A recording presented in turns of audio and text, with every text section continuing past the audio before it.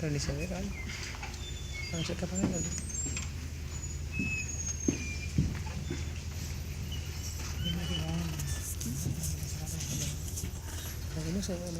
Hello.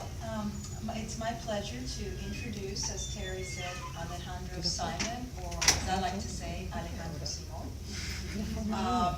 Alejandro comes to us from Cuba/Miami, now Tallahassee. So this is a very interesting journey, and one that's close to me because I've had a similar journey. I too followed that path, so I was very excited when Alejandro joined us 3 years ago, and I got to meet him.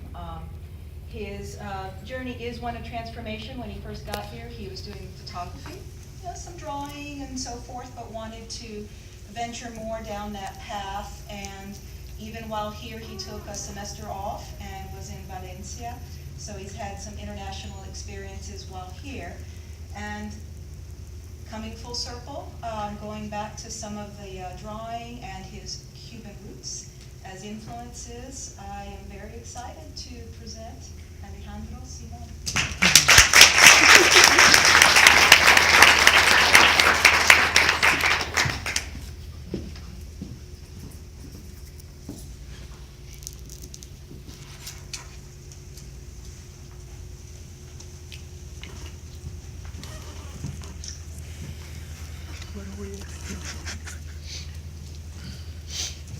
Hello everyone.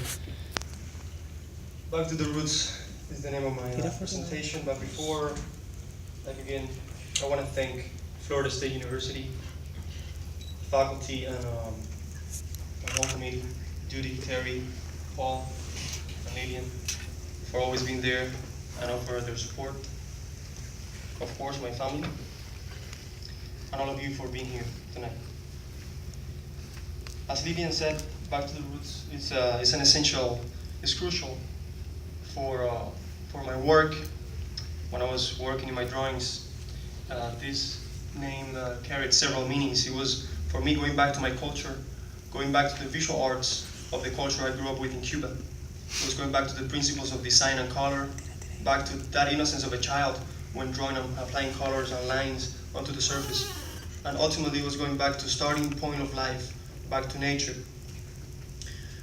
Nature influenced me the most, and this is why my works stay away from the literal message. The chrysalis is my reference point, my guidance.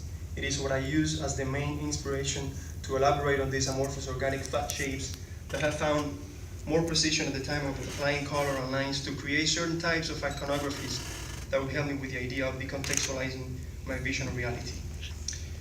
Cocoons are in constant change and transformation, and this was one of the reasons I felt attracted to this organism.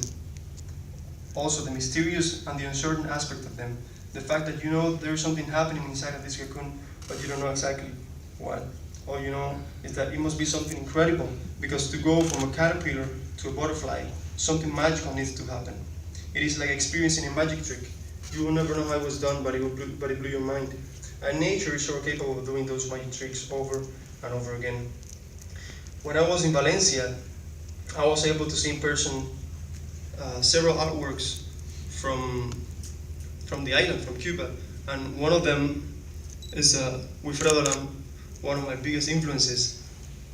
I realized that what I was doing at the moment and the direction my work was taking wanted to be closer to a more modernist vision. Wilfredo and I share some similarities. We have some things in common, and I would like to talk about those things. One of the things that we have in common is the fact that he also has a reference point in his work, and he's referring in his work to this Afro-Cuban culture from the island and the Santeria. He was able to create his own style by fusing surrealism and cubism with the spirit and form from the Caribbean. The amount of details in his paintings, like this one, The Jungle, is similar to my approach of wanting to fill in every bit of surface I'm working on. Every line, every space created needs to have a flow and a visual purpose that will ultimately make the drawing a cohesive chaos. I'm also looking for the constant breaking and delimitation of light and dark areas, maintaining a fluid contrast throughout the piece. Amelia Pelaez is another big influence in my work. and I was able to see a whole retrospective of her when I went to the Museum of Valencia. And of course, Kundo Bermudez is another one from the island as well, from the 20th century. Amelia developed her signature style by enriching her cubist vocabulary with these bright color areas and elaborate Baroque compositions derived from the 19th century Cuban architectural decoration and furniture design. She found in her immediate environment, her home, her garden, and neighborhood, a new source of artistic inspiration and cultural expression. And because of these black lines you see in her work, her colors were more brilliant, more vibrant, and her work took on this stained glass appearance. Kundo, on the other side, has also a suggestive topic he's talking about, and is the female figure always in his work, is always present. And like Amelia, he uses black lines to delimit spaces and colors when painting. His approach, I could say, was rather simplistic, decorative and flat, but detail-oriented, which made it look strongly elaborated.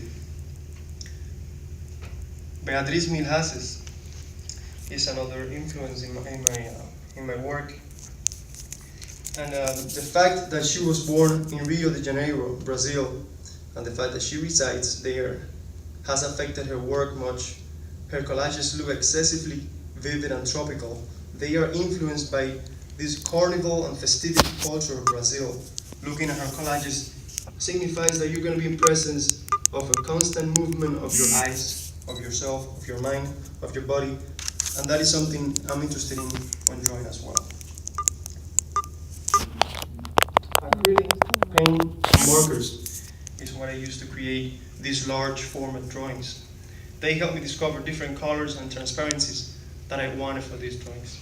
Like some of the artists that have influenced me, I've decided to use expressive black lines in my drawings. This is a way of delimiting and breaking spaces. It's also a way for me to enhance the vivacity of the color design implemented in the drawings. Details, patterns, and repetitions are always present in my drawings with the purpose of creating this abstracted nature-like world.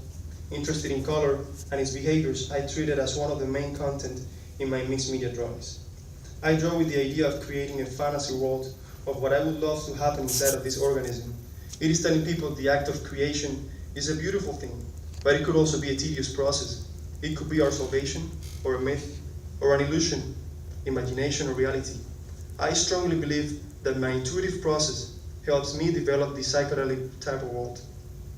What is more crazy and magical than the life cycle of a butterfly? The time of transformation and its stages are more durable than the butterfly itself. This tells me that foundation is important, as it is important in visual arts and in life to have a strong foundation structure in order to go through life or through any project with more glories than hardships. Always going back to basics, again, going back to the roots, helped me understand the path I wanted to take when I embarked myself with the idea of creating a body of work that at the beginning seemed to be bigger than me. Nature, instinct, and the formal elements of art got together and guided me through a hallway of surprises and apathy at times to demonstrate me that life is like the life cycle of a butterfly. It begins with the innocent, angelical, and vulnerable egg.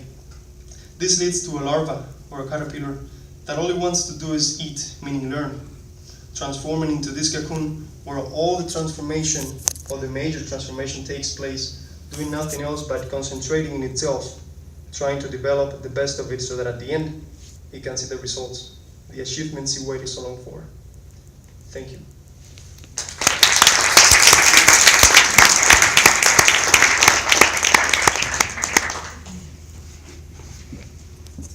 Felicidades, wow. All right, and next